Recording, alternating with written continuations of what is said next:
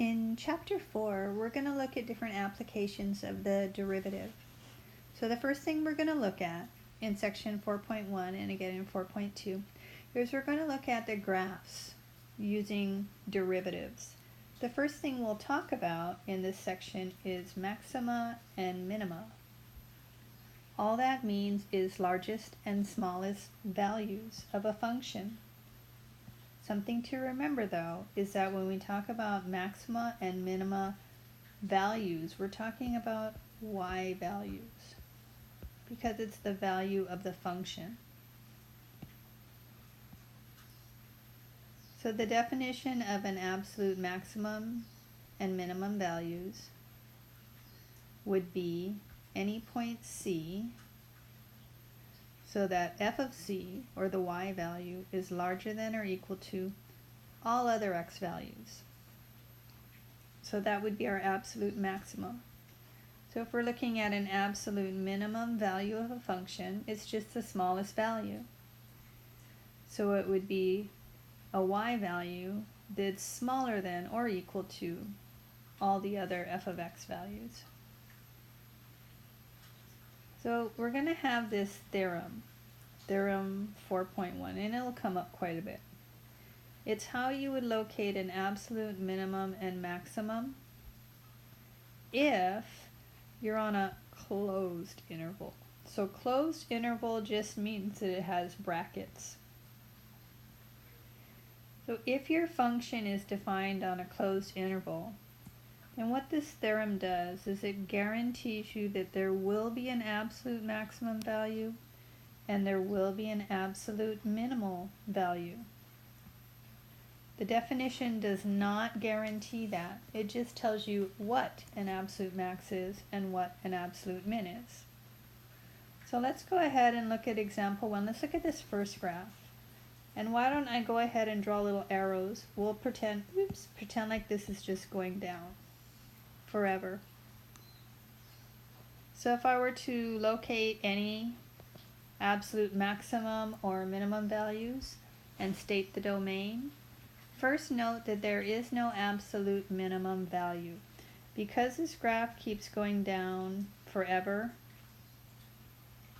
it'll never have a minimum or smallest value. So we have no, and I'll just write ABS for absolute. So we have no absolute, and I'll just put min. So there is no absolute minimum value. Is there an absolute maximum value? So is there a largest value?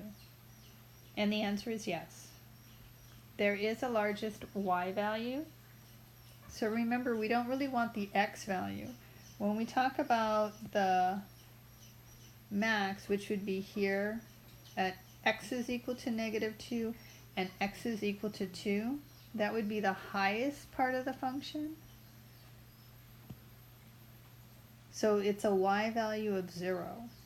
So there is an absolute max of 0 because it's the y value. Now it happens when x is -2 and x is 2, but that wasn't part of the question. The question was just to find the absolute min or max, which is a y value. However, I'll go ahead and put in when x is equal to -2 and +2. So the domain of the function is going to be the x values, and as you can see, the x values go from negative to positive infinity. Or you can write this as all real numbers. Let's look at the next graph. Let's be a little different. Let's go ahead and make this end instead of putting arrows, which means this is actually a closed interval. So when we talk about closed interval, we're talking about the x values. So this starts off with an x value of -5, and it would be a bracket, and then we get all of the x values. Even though there's a break in the graph, we still get all the x values till about, I guess this is about 3. So this particular function is defined on a closed interval, which means from theorem 4.1 I'm guaranteed to have an absolute minimum value and an absolute maximum value. So my absolute minimum value is going to be the smallest y value. So we have an absolute min of, the smallest y value is at the origin. So that would be 0. It happens when x is equal to 0, but again, that's really not part of the question. All I need is the y value of 0. As you're going through your MyMathLab homework, sometimes they'll ask you to they'll ask you for the absolute min or max, which is a y value. Sometimes they'll ask you for what x value it occurs. So then you would also list the x value. Sometimes you'll just be asked to find the coordinate of an absolute min or max. If you're asked to find a coordinate, you would enter in the ordered pair in parentheses x and y value. So going on to this problem, the smallest y value, the minimum was 0, and we have a max. So the absolute max is going to be the highest point on this graph, which looks like it would correspond to a y value of positive 7. Oops, can't write. So it looks like we have an absolute max of 7. It just happens to occur when x is equal to 3. So the domain are all your x values. In this case, our domain goes from -5 to 3. And it's brackets because we're including -5 and 3.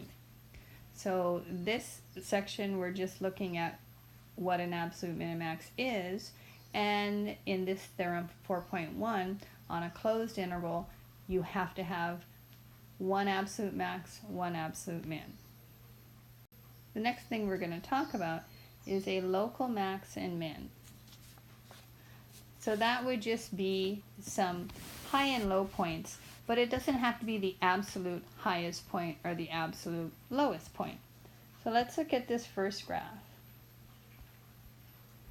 And we'll compare it to, keep doing that, of what a local max and min is.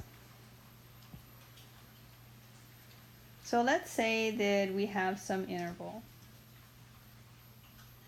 And we have this point C that's an interior point of the interval. So it's inside, it's not an endpoint. If f of c, or that y value, is larger than or equal to all other x values in some open interval containing c, then it's going to be a local max. If it's smaller than or equal to all x values in some open interval containing c, then it's a local min. So sometimes it's really not clear by definitions what they mean. So we'll look at the first graph. And notice that because the graph keeps going down forever and ever, there is no absolute minimum value. But look here. At x is equal to 0, y is equal to -2. And that's a low point in the graph. So I can find some open interval, and it's just any open interval. If you can find an open interval, so that when you look at all the corresponding y values, they're all going to be larger than, in this case, 0, then that's going to be a local min.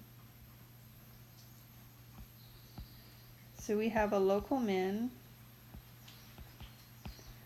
of -2. It happens when x is 0, but that's not part of the question. I'll write it down anyway.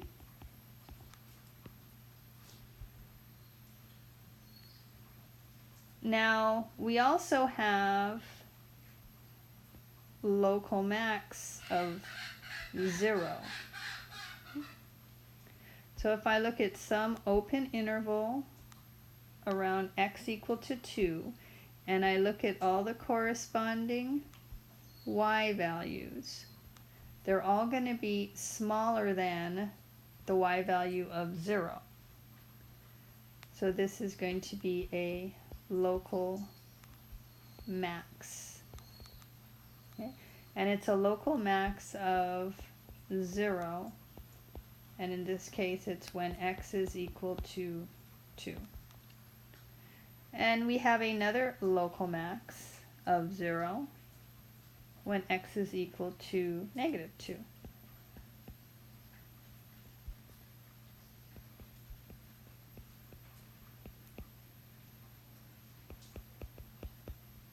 Okay, and these also happen to be local or absolute max as well, but we're only finding local max in this particular case. Let's look at this next graph, and this is the same graph we had before. But instead of making it closed interval, let's make it interesting and add arrows to these endpoints. And look at this graph here. Well, because I have arrows at the endpoint, I have no absolute min or absolute max because this graph keeps going up forever and down forever. But I might have some local min and max. First, notice that we have a lowest point on our graph when y is equal to 0. So this is going to be a local min of 0, and it happens when x is equal to 0.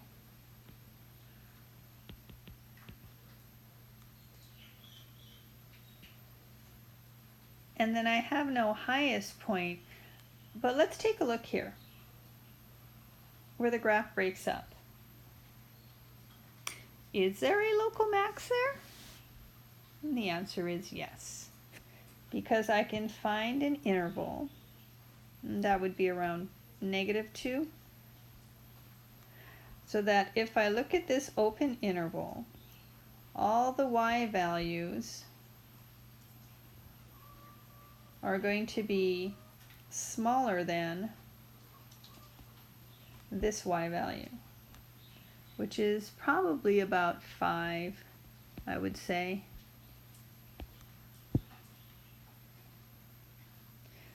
So although there's a break in the y values, there's no break in the x values. So it's still, I can still find an open interval, and the open interval is x values, so that all the y values are smaller than this y value of 5. So this is going to be a local max of 5. And it happens when x is equal to -2, but I don't really need that. So that kind of brings us to this local extreme point theorem, which is theorem 4.2. Theorem 4.2 says that if there's a local min or max at some point C, and if the derivative exists, then the derivative has to be equal to 0. Okay? So if there's a local min or max and the derivative exists, then the derivative has to be equal to 0. Now when I look at this next graph, and here this endpoint, it might not be very clear, is going to go on forever, so I'll add an arrow there. Notice that I have a local min of 0 when x is equal to 0. But I also have a local min between x is equal to 4 and x is equal to 5. And I also have a local max between x is 1 and x is 2. So I think I'm going to label this A. This will be down here, this will be a B, and I'll call this C. So notice that there is a local min at this point A of 0. So the problem is that although I do have a local min at A, and the local min would be f of A, it's a cusp, corner.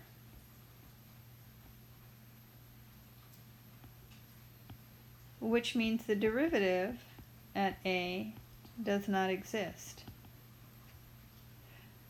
So I can't really use this theorem because the theorem says the derivative has to exist in order for the derivative to be 0. But notice I have another local min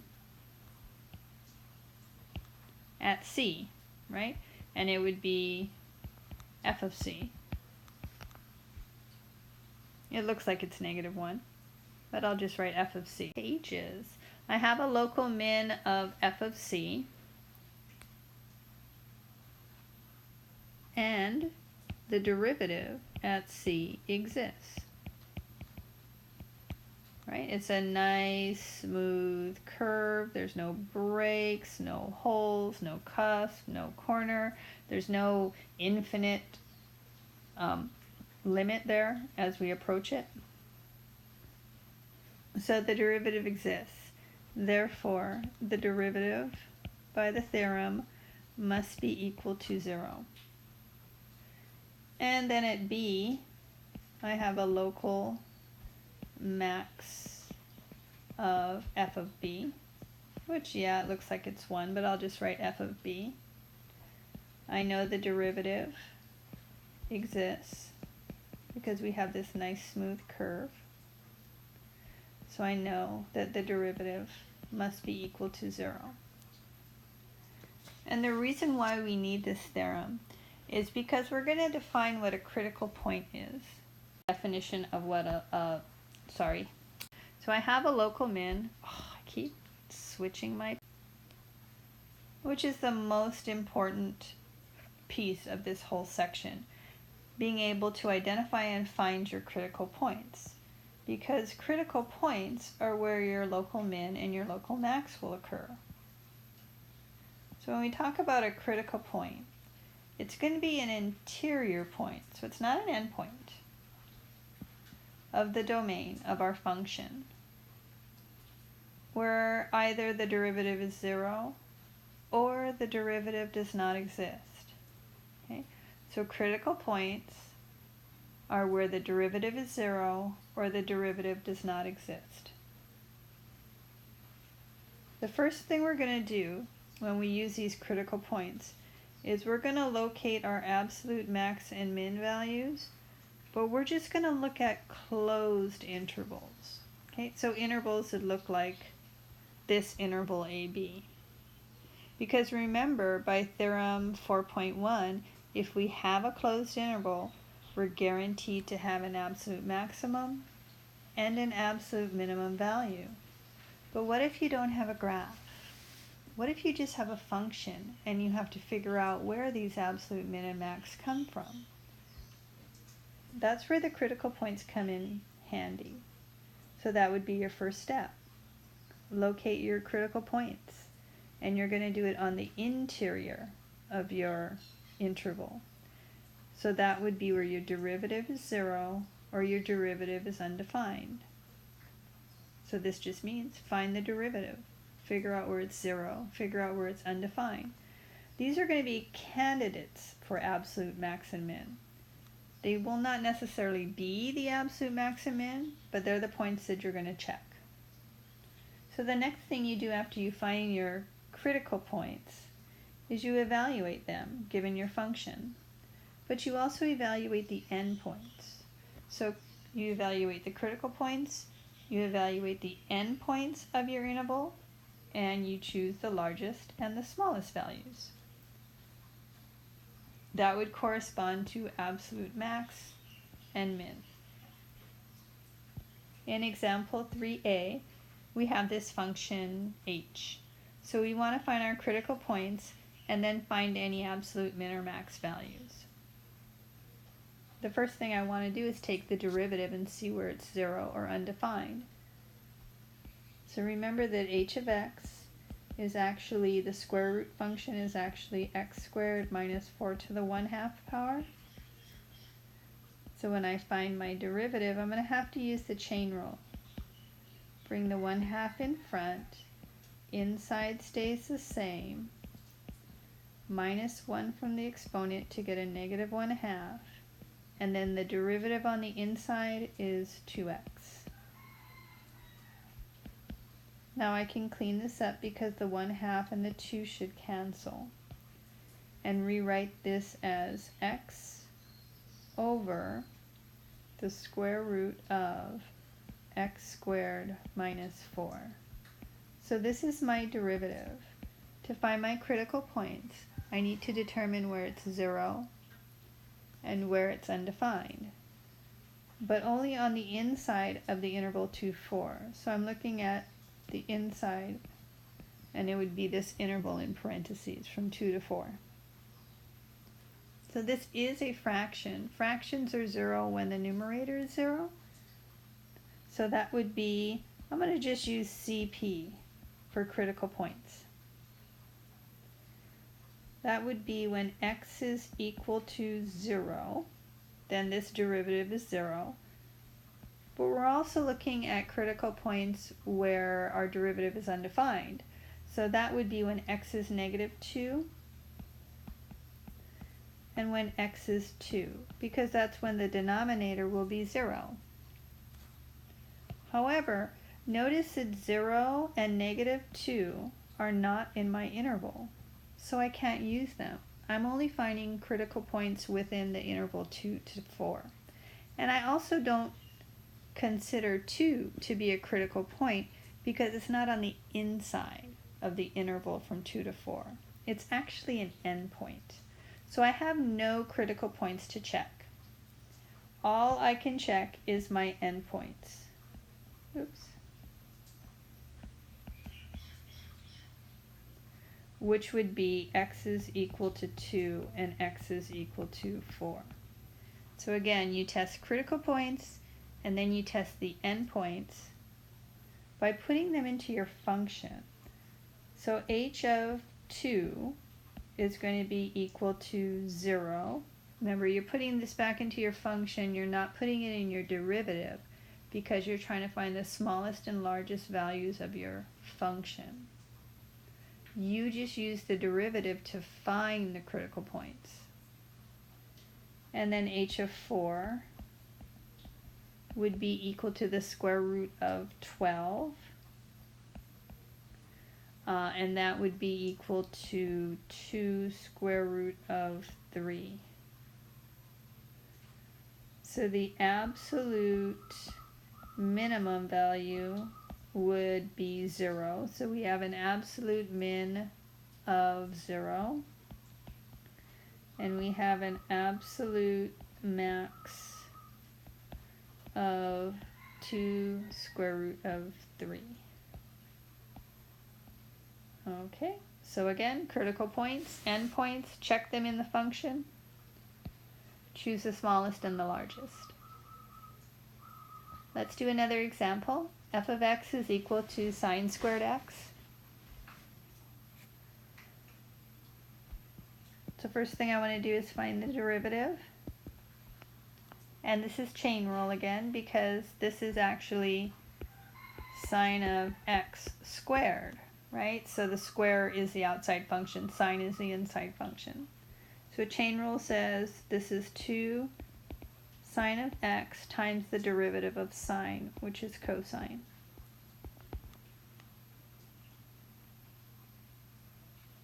So now I got to figure out where it's 0 and undefined, but sine and cosine are defined everywhere.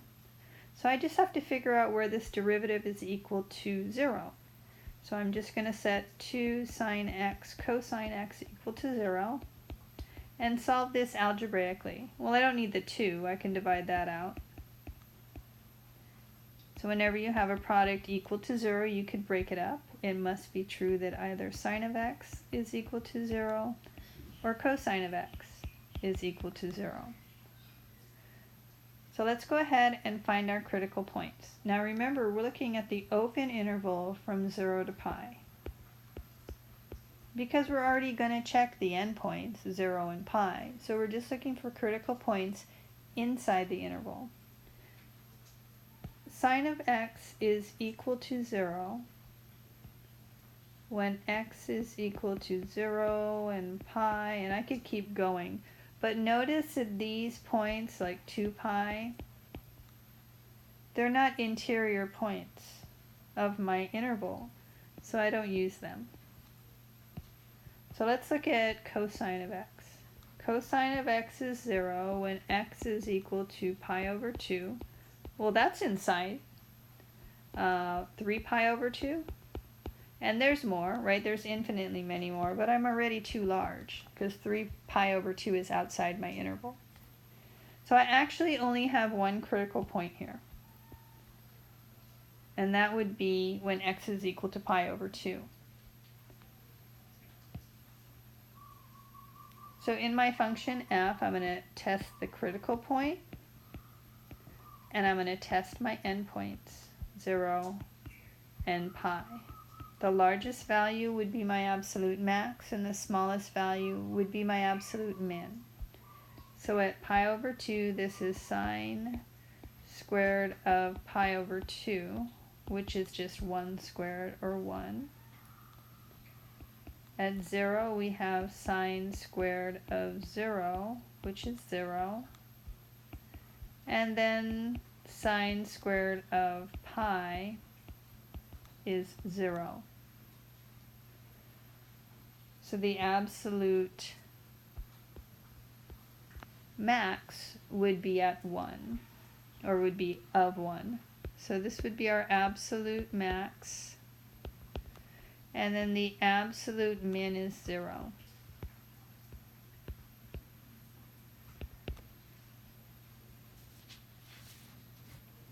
Let's look at our last example. This is kind of an interesting example because I can't take the derivative to find my critical points. The reason why is because I don't know how to take the derivative of an absolute value function.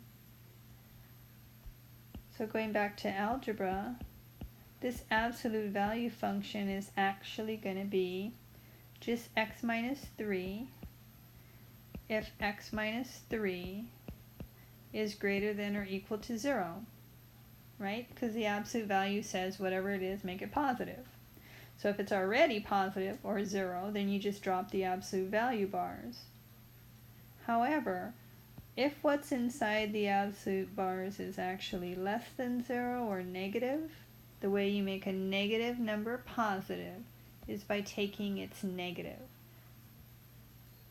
So you would have a negative of a negative number would turn positive. I'm going to clean this up a little bit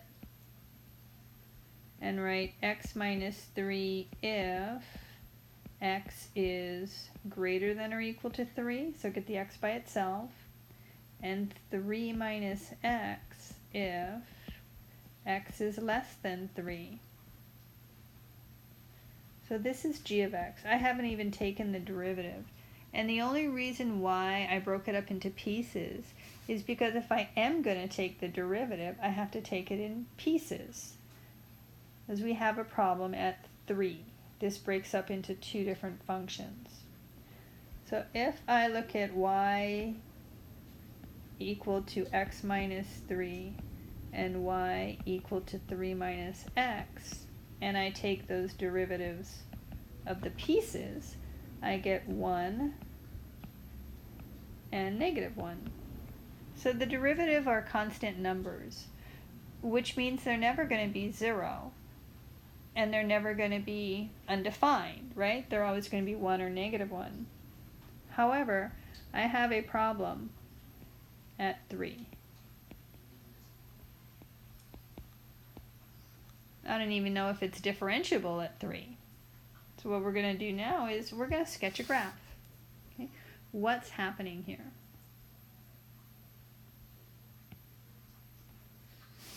All right. So at 3 is where I'm having my problem. If I put in 3 to my function g, I get 0. If I put in values that are greater than 3, this graph goes up. So just recall what an absolute value graph looks like. If I put in numbers that are less than 3, the graph still goes up because the absolute value function looks like a v. So I can see that the only problem I have is going to be here when x is equal to 3. That's where my function is not differentiable because that's a corner. Which is actually good news because that would be a critical point, right? So we have a critical point where the derivative is undefined and the derivative is not defined at 3. So there's a critical point at x is equal to 3. And that's actually within the interval from 0 to 7. So I can use this critical point. So I'm going to test g of 3, the critical point, and then the endpoints g of 0 and g of 7. G of 3 is equal to 0. G of 0 gives me the absolute value of negative 3, which turns to positive 3. And then g of 7 will give me the absolute value of 4, which is just 4. Therefore, 0 is my absolute minimum, and 4 is my absolute max. And that's it for this section. It's not a very long section. All you're doing is you're identifying absolute min and max and local min and max.